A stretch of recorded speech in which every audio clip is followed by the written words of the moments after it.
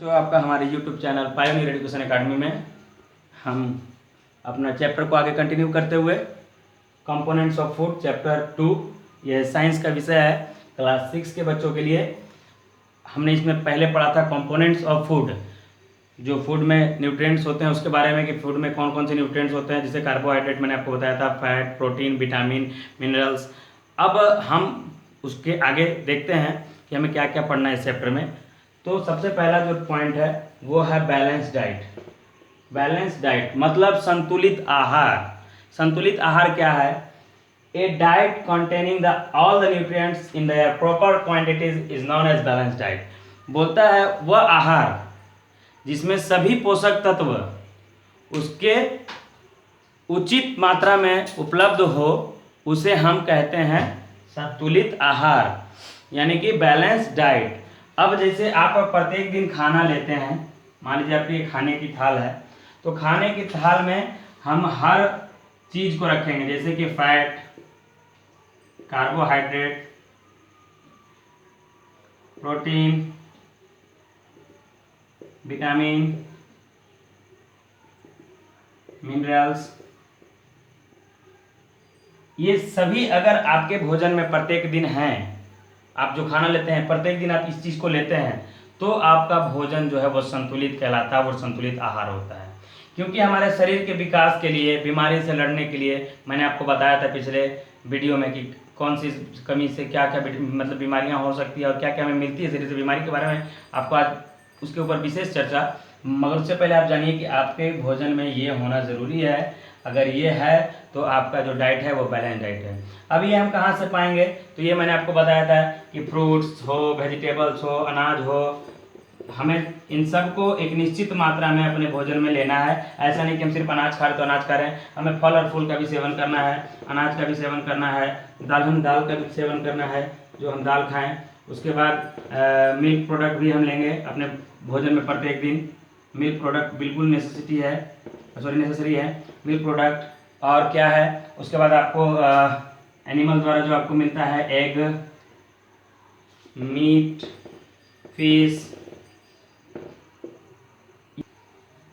Meet, egg के बाद meet, fish, ये सब जो है आपके भोजन में प्रत्येक दिन एक निश्चित मात्रा में होना आवश्यक है। मान लीजिए आप बोलिए कि सर मीट फिश नहीं ले सकते प्रत्येक दिन, तो एक अंडा ही ले लीजिए। आपके ब्रेकफास्ट में जब आप सुबह उठते हैं ऑमलेट ले लीजिए, दूध पी लीजिए, आप नाश्ता करके जाइए। मतलब प्रत्येक दिन आपके खाना में जिससे हमें ये सारे न्यूट्रिएंट्स मिल जाए वो चीज़ आपको रखना होगा, तब आप प्रत्येक दिन बैलेंस डाइट लीजिएगा और देखिएगा कि आपका शरीर का विकास अच्छा होता है। साथ में आपके शरीर जो है डिजीज से भी लड़ पाएगी और कम से कम आपको बीमारी का सामना करना पड़ेगा। सेकेंड जो है अब हमारा टॉपिक है cooking of food. Cooking of food क्या है मैं आपको बता रहा हूँ कि भोजन जब हम पकाते हैं तो क्या क्या होती है। कुकिंग ऑफ फूड, देखिए हम भोजन पकाते हैं तो क्या करते हैं, अगर मान लीजिए हम सब्जी पका रहे हैं तो उसको पहले हम लोग क्या करते हैं, उसको धो के ही बनाते हैं। मगर धोने से हमारे जो सब्जी में या फल में न्यूट्रिएंट्स होते हैं वो सारे लॉस हो जाते हैं, उनकी क्षति हो जाती है, कमी हो जाती है। जैसे मान लीजिए आप सब्जी को अगर बनाने के बाद, जैसे आप अगर काटने के बाद उसको अगर धोते हैं तो क्या होता है कि उसमें से सारे विटामिन का लॉस होती है। अगर उसी को आप काटने से पहले या छीलने से पहले धो लेते हैं तो कम मात्रा में विटामिन की तो लॉस होगी ही, या मिनरल जो भी है उसमें या जो न्यूट्रिएंट्स है उसकी लॉस होगी, मगर कम होगी। दाल आप धोते हैं उसी तरह विटामिन सी खत्म हो जाती है, उसमें से विटामिन सी, दाल में भी विटामिन सी होती है, प्रोटीन भी होती है और विटामिन सी खत्म हो जाती है। इसके लिए हम फल से जो है पके हुए फलों से विटामिन सी प्राप्त करते हैं। उसके बाद आप खाना को बनाइए तो कम पानी में बनाइए। अगर पानी कम हो तो आपके खाना में जो है वो न्यूट्रिएंट्स मौजूद रहेंगे। ज़्यादा पानी में क्या होता है, न्यूट्रिएंट्स जो है वेस्ट हो जाते हैं। तो इन चीज़ों का खाना पकाते वक्त आपको ध्यान देना है। एक छोटा सा टॉपिक था कि कुकिंग ऑफ फूड, भोजन पकाने से क्या क्या होती है ना। अब आपको भोजन का पकने के बारे में हम जान गए। अब आपको मैं बताऊँगा कि डिजीज, डिफिशियंसी डिजीज की कमी से होने वाली बीमारी है। किसकी कमी? जब आप किसी पोषक तत्व की कमी करेंगे, जो न्यूट्रिएंट्स मैंने आपको बताया था उसकी जब कमी होगी तो आपको कौन कौन सी बीमारी से आपको बीमारियों का सामना करना पड़ सकता है, तो वो आप जानिए।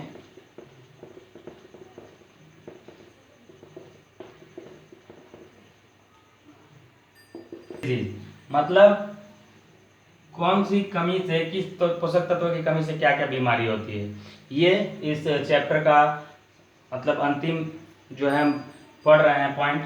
तो इसमें सबसे पहले आप जानिए कि कार्बोहाइड्रेट की कमी से क्या होगी।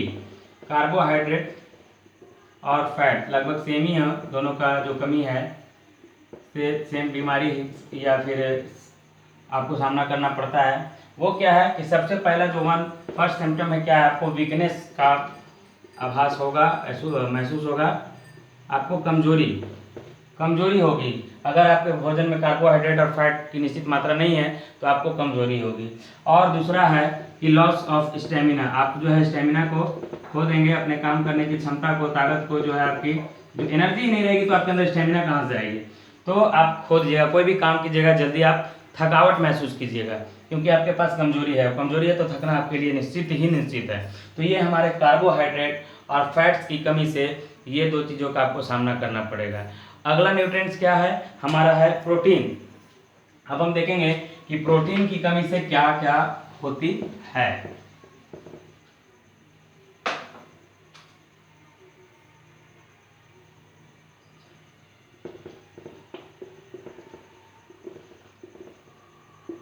प्रोटीन की कमी से क्या क्या होता है।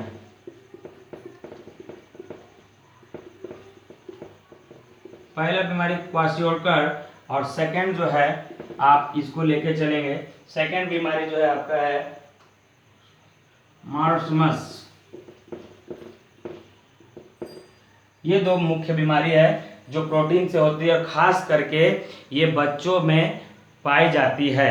अब बच्चे में क्यों, क्योंकि ये कुपोषण है एक तरह से। जब बच्चे का शरीर विकास करता है और विकास के दौरान जब उसको प्रोटीन नहीं मिलती है तो ये दोनों बीमारी का उसको सामना करना पड़ता है। आइए मैं आपको बताता हूँ, ठीक है।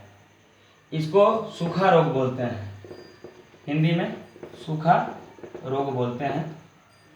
एक तरह का कुपोषण है ये, जब प्रोटीन आपके खाना में नहीं होगी आपको सूखा रोग, और ये जो है परिगार्भिक जिसको हम बोलते हैं ये रोग हो सकता है, इसको परिगार्भिक बोलते हैं हिंदी में। अब दोनों के लक्षण क्या है इसको ध्यान से समझिएगा। इसमें क्या होता है, बच्चे का सिम्टम्स क्या है, पैरागार्भिक में बच्चे का पेट जो है वो फूलने लगता है, पेट फूलता है, बाकी शरीर का कोई भी भाग जो है वो विकसित नहीं करता है, सिर्फ उसमें आपको बच्चे का पेट फूला हुआ दिखेगा। बच्चे का बाल जो है वो बाल का भूरा होना, बाल जो है वो भूरा हो जाएंगे, बाल भूरा हो जाएगा। हाथ पैर पतले हो जाएंगे, बिल्कुल हाथ पैर बिल्कुल पतले हो जाएंगे, हाथ पैर पतले होने लगते हैं। और मानसिक जो विकास है वो भी रुक जाता है, मानसिक विकास भी नहीं हो सकता है। तो ये जो है इस बीमारी के अंदर आने वाले लक्षण हैं क्वाशियोर्कर।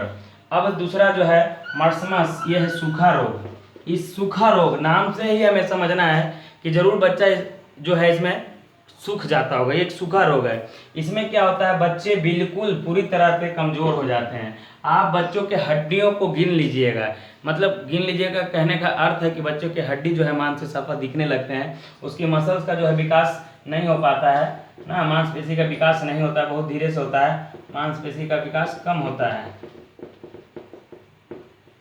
नहीं के बराबर होता है, यानी कि बहुत कम मांसपेशी का विकास होगा, जिसके कारण हड्डी जो दिखने लगेगी आपको, हड्डी बिल्कुल कमज़ोर हो जाती है। आप हड्डी देखिएगा तो हड्डियाँ बहुत कमज़ोर दिखेंगी आपको, जो बोन्स है उसके वो बिल्कुल कमज़ोर दिखेंगे आपको, क्योंकि बोन्स का भी विकास नहीं होगा। टेढ़ापन भी आपको देखने के लिए मिल सकता है, एनीमिया के भी लक्षण इसमें होंगे। तो ये जो दो मुख्य बीमारी है ये प्रोटीन से एकदम होती ही होती है। और हमारे इंडिया में पर ईयर लगभग 10 लाख बच्चे, 10 लाख जो बच्चे हैं वो इस बीमारी से ग्रसित होते हैं। और ये वहाँ होता है जहाँ प्रोटीन की निश्चित मात्रा में भोजन उपलब्ध नहीं होती है। जैसे हमारे इंडिया में स्लम्स एरिया, झोपड़पट्टी के इलाके, जहाँ बच्चों को, गरीब बच्चे जो प्रत्येक दिन भीख मांगते हैं या फिर उनको भोजन किसी तरह से उपलब्ध नहीं हो पाता है, एक ही टाइम बच्चे खा के रह जाते हैं, जो मिलता है वही। तो जब सोचिए कि हमें इतने सारे, हम प्रत्येक दिन अच्छा खाना खाते हैं, लोग कोशिश करते हैं कि अच्छा खाएं, अच्छा खाते हैं, उनको ये बीमारियां हो जाती है। तो सोचिए जो बच्चे एक टाइम खा के कुछ भी रूखा सूखा रहते होंगे तो उनको जाहिर सी बात है कि ये दोनों बीमारी होगी ही होगी, और ये पर ईयर 10 लाख बच्चों को इंडिया में होती है। सोच लीजिए ऐसी बीमारी है प्रोटीन से। अब समझिए कि विटामिन से होने वाली बीमारी, जिसका मैं चार्ट के थ्रू आपको समझाने जा रहा हूँ। हाँ, अब देखिए ये आपके सामने विटामिन का चार्ट है, एक बार में नहीं पूरा भरेगा बोर्ड पे, इसलिए मैं आपको फिर 2 चरण में इसको बताऊंगा। तो पहला चरण देखिए विटामिन ए। विटामिन में मैंने आपको बताया था कि बहुत सारा प्रकार के विटामिन होते हैं, vitamin A, B, C, D, E, K. तो बी में भी बहुत सारे प्रकार होते हैं, मगर आपको मैं जो मुख्य है वो उसको समझाऊंगा। तो विटामिन ए की कमी से क्या होता है, नाइट ब्लाइंडनेस। ध्यान दीजिएगा कि विटामिन ए के कमी से नाइट ब्लाइंडनेस से ग्रसित होते हैं लोग, और लॉस ऑफ विजन यानी कि दृष्टि बाधित भी हो सकते हैं, उनके जो है दृष्टि देखने की क्षमता भी घट सकती है। और रतौंधी, इसका मुख्य जो है वो है रतौंधी। रात में क्या होता है कि नाइट में आपको दिखेगा ही नहीं, सूरज ढलने के बाद जब रात होती है तो आपको कुछ सामान दिखने में दिक्कत होगा। और इसको दूर करने के लिए क्या क्या सोर्स हैं, क्या क्या स्रोत हैं, क्या क्या हमें अपने भोजन में लेना होगा, वो है कैरोट, गाजर खाइए आप, ग्रीन लीफी वेजिटेबल्स लीजिए, माने हरे पत्ती वाली सब्जी ना, ये आपको जो है इसके सोर्स हैं जिससे आप विटामिन ए को दूर कर की कमी को दूर कर सकते हैं। उसके बाद विटामिन बी। विटामिन बी से क्या होती है, बेरी बेरी। बेरी बेरी क्या है, इसमें जो है एनर्जी बहुत कम रहती है, शरीर में एनर्जी जो है बहुत कम रहती है, और मसल का भी डेवलपमेंट सही से नहीं होता है, मांसपेशी का भी विकास सही से नहीं होता है। ये विटामिन बी से होने वाली एक बीमारी है जिसको हम बेरी बेरी कहते हैं। अब बेरी बेरी को दूर करने के लिए या इससे बचने के लिए हमें विटामिन बी का कौन कौन सा सोर्स है जिसको लेने से विटामिन बी प्राप्त होगा, वो है मिल्क, दूध लीजिए, अंडा लीजिए, समुद्री भोजन जैसे फिश जितना भी है ये सब इसको पकड़िए, खाइए, तरह तरह के वेजिटेबल्स, सब्जियां, और सोयाबीन, याद रखिएगा सोयाबीन जो कि इसके लिए बहुत ही इंपॉर्टेंट है विटामिन बी के लिए। उसके बाद विटामिन सी। विटामिन सी से होता है स्कर्वी। स्कर्वी होता है, स्कर्वी क्या है, मसूड़ों की प्रॉब्लम्स है, मसूड़ों से खून बहना या गम्स में जो प्रॉब्लम होता है हमारे जितने भी होते हैं सब स्कर्वी से होती है। दूसरा चीज़ कि अगर कोई जख्म भी हो जाता है तो बहुत धीरे धीरे वो जख्म भरता है आपका, जो विटामिन सी की कमी से होती है। इसको दूर करने के लिए हमें सोर्स में क्या लेना होगा, आंवला, लेमन, गुआवा, ये 3 चीज़ जो है हमें अपने दैनिक आहार में प्रत्येक दिन लेना चाहिए, जिससे अगर हम इस बीमारी से ग्रसित हैं तो हम कमी है तो हमें इसे दूर करने में मदद करेगी। आइए विटामिन डी ई के देखते हैं।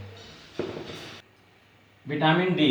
विटामिन डी के कमी से होने वाले रोग जो है वो है रिकेट्स। रिकेट्स क्या होता है, आपका जो हड्डी है वो कमज़ोर होगा और बेंट भी हो जाएगा, मतलब मुड़ जाएगा, टेढ़ा हो जाना, ये सब, हड्डी मुलायम हो जाना, सॉफ्ट, उतना हार्ड नहीं रहेगा जो हड्डी को होना चाहिए, हड्डी में वो मजबूती नहीं रहेगी। यही है रिकेट्स के सिम्टम्स, रिकेट्स के लक्षण। और ये कहाँ से दूर, इसके लिए हमें क्या सेवन करना होगा जो इस बीमारी से हम बच सके या इस बीमारी से को दूर कर सके। तो हमें सबसे इम्पोर्टेंट जो सोर्स है इसका सनलाइट, सूर्य की प्रकाश विटामिन डी का मुख्य स्रोत है। अब सूर्य की प्रकाश का मतलब ये नहीं कि दिन में हम कभी भी निकल गए सूर्य का प्रकाश लेने। In the morning, early morning जो सूर्य का प्रकाश जब सनराइज होता है तो जो हम हमारे शरीर पे पड़ती है वो हमें विटामिन डी प्रदान करती है। उसके साथ हमें मिल्क, एग और फिश लिवर ऑयल यानी कि मछली का तेल जो हमें लेना चाहिए। और उसके बाद विटामिन ई। विटामिन ई से क्या होता है, रिप्रोडक्टिव डिसऑर्डर यानी कि प्रजनन क्षमता की कमी होगी ना, जो हमें दूर करने के लिए हमें बटर, ग्रीन लीफी वेजिटेबल, गेहूँ या और भी अनाज, जितने भी अनाज हैं, ऑल सीरियल्स जो हैं हमसे सब लेना होगा। ये था विटामिन ई की कमी से, यानी कि रिप्रोडक्टिव डिसऑर्डर होगा, आप जो रिप्रोडक्शन जो है सही से नहीं कर पाइएगा, है ना। और विटामिन के, ये क्या होता है, इसमें स्लो क्लॉटिंग ऑफ ब्लड, रक्त का जो थक्का होता है धीरे धीरे जमता है। यानी कि इसको समझिए कि मान लीजिए आपका कुछ जख्म कट जाए, मान लीजिए आपका कहीं हाथ कट जाता है तो आपका खून जल्दी बंद नहीं होगा, आपका सिर फट जाता है तो आपका क्या होगा, खून जल्दी बंद नहीं होगा, खून का स्राव जो है बहुत तेज़ी से होता रहेगा, इसमें आदमी की जान भी जाती है। जैसे रोड पे एक्सीडेंट हो गया, अगर उसका विटामिन के की उसकी कमी है तो उसका जो है ब्लड क्लॉटिंग बहुत धीरे धीरे होगा या नहीं भी होगा, तो इसमें क्या होगा, उसका खून जो है शरीर से बहुत ज़्यादा लॉस करेगा और उसकी मृत्यु हो जाएगी। तो विटामिन के को बरकरार रखने के लिए अपने शरीर में हमें टमाटर, अंडे और गोभी, दोनों को भी खाइए, चाहे वो फूल गोभी हो या कैबेज पत्ता गोभी हो या कॉलीफ्लावर हो। पत्ता गोभी खाइए या फूल गोभी खाइए, दोनों खाइए, आपके लिए ये फ़ायदेमंद होगा। तो ये थी vitamin A, B, C, D, E, K कमी से। उसी तरह मिनरल्स की कमी से भी होता है। आइए हम मिनरल्स की कमी से जानते हैं कौन कौन से रोग होते हैं। मिनरल्स यानी कि जो हमारे शरीर में मिनरल्स होते हैं न्यूट्रिएंट्स के रूप में, खनिज, उससे के कमी से कौन कौन सी रोग होती है।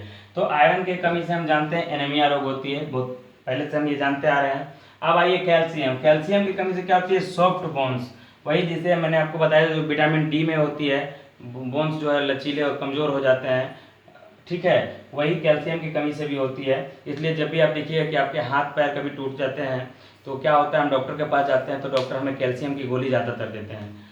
यहाँ पे यानी कि आपको दर्द भी होगा, अगर कहीं शरीर में पेन होती है हड्डी उड्डी में, तो डॉक्टर कैल्शियम की गोली का एडवाइस करते हैं। फास्फोरस की कमी से क्या होती है, टूथ डिके यानी कि दांतों में सड़न जो होती है वो आपके फास्फोरस की कमी से होती है। आयोडीन की कमी से गोइटर यानी कि घेंघा रोग जो है वो होता है। और एक अंतिम जो है वो है पोटासियम, पोटासियम की कमी से होता है नर्वस सिस्टम में, जो आपके तंत्रिका तंत्र पर प्रभाव डालता है। आप समझ गए होंगे कि आपके शरीर में अगर पोषक तत्व जितना मैंने आपको बताया उसकी कमी हो तो आपको कई सारी बीमारियों का सामना करना पड़ सकता है। तो आप कोशिश कीजिए कि अपने दैनिक आहार में सभी पोषक तत्वों का ज़रूर मात्रा, एक निश्चित मात्रा में लें, जिससे आप स्वस्थ रहें, हेल्दी रहें, क्योंकि आप ही हमारे देश के फ्यूचर हैं और आप ही के हाथ में हमारा देश है। चलिए अब मैं आपको आज का होमवर्क देता हूं, आप आज का होमवर्क नोट कीजिएगा और बनाने के बाद हमारे व्हाट्सएप ग्रुप में सेंड कीजिएगा। हमारा आज का होमवर्क हमारा है, आपको मैंने 4 क्वेश्चन दिए हैं जो कि बहुत ही आपको, अगर आपको ये पार्ट समझ में आ गई होगी तो आपको ये क्वेश्चन करने में मुश्किल से 1 मिनट लगेगा। चलिए 4 क्वेश्चन के बारे में देखते हैं। Deficiency of which vitamin cause ricket, किस विटामिन की कमी से रिकेट होता है हमें।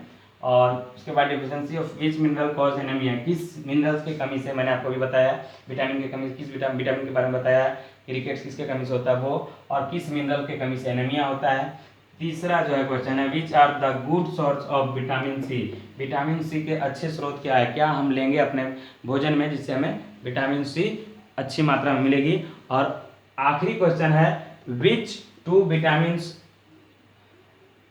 आवर बॉडी कैन मेक, वो कौन से 2 विटामिन जो हमारा शरीर बनाता है। इससे पहले वाले वीडियो में मैंने आपको बताया होगा और आशा करता हूँ कि आपको ये चैप्टर समझ में आया होगा, आप इन प्रश्नों का सही उत्तर देंगे।